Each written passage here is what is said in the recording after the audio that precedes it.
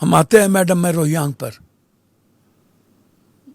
Madam 37 जिला बिहार का 100% cross किए हुआ है।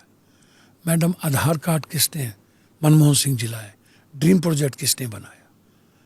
याद कीजिए अरुण जेटली के उस बयान को, क्या कहा था कि किस प्रोसेस के तहत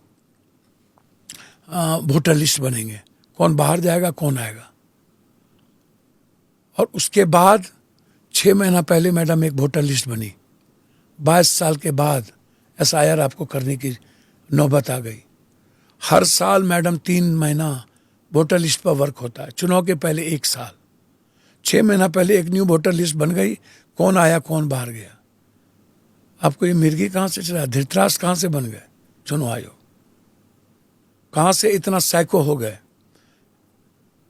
3 महीना चुनाव है मैडम, 70% बाढ़ में लोग हैं, किसी के पास मैट्रिक सर्टिफिकेट नहीं है, किसी के पास रिहायशी नहीं है, किसी के पास बाप दादे के पास जन्मपत्री नहीं है।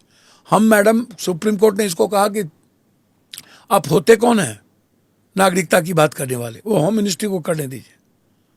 और इनको सलाह दिया, ये सलाह मानने को तैयार नहीं है। आधार कार्ड राशन कार्ड जबकि सबके साथ लिंक है।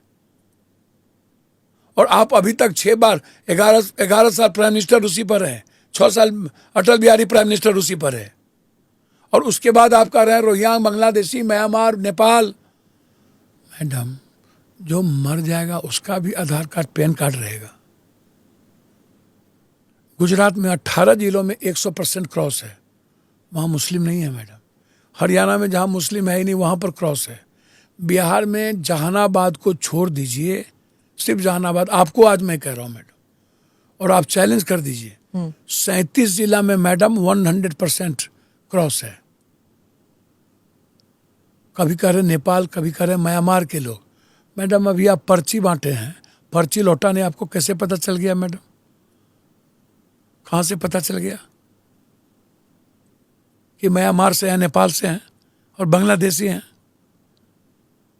और सिर्फ आप पूर्णिया, कटिहार, किशनगंज, अररिया को आप गाली दे रहे हैं।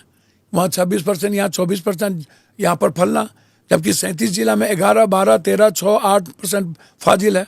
और अब पब्लिक तो अपने से आधार कार्ड बनाया नहीं मैडम, और आप कह रहे हैं कि पैसा देके बना लिया, तो इसका मतलब आपको चुल्लू भर पानी में डूब के मर जाना चाहिए। आपने बढ़ावा दिया है, ये बात नहीं है मैडम। जो मर गए उसकी काउंटिंग ही नहीं ये लोग कर रहा है। नहीं करेंगे, क्यों करेंगे मैडम? वह तब आधार कार्ड मरने के बाद भी तो है ना मैडम। ये मैं क्या कह रहा हूँ इसको समझिए।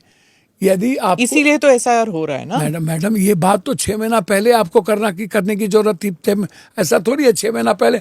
और आपको यदि लग रहा है कि कुछ गलतियां हुई है हमसे, तो आप पहले आप 11 साल PM और 16 साल आपकी सरकार थी,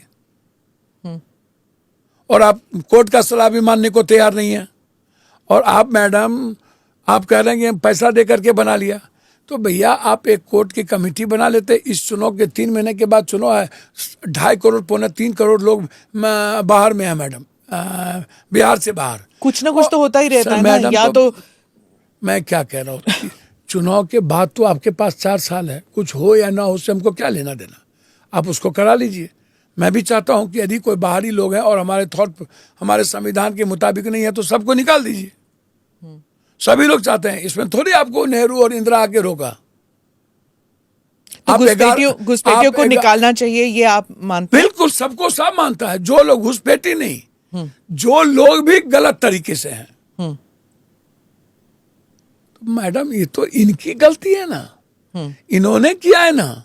आज ये जब आप देखें चुनाव जीतने के लिए कोई माध्यम नहीं बचा, रास्ता, तब आप जाकर के जो 6% फॉरम है जहां आप चुनाव जीत ही नहीं सकते, वहां बाप बाप कर रहे हैं आप।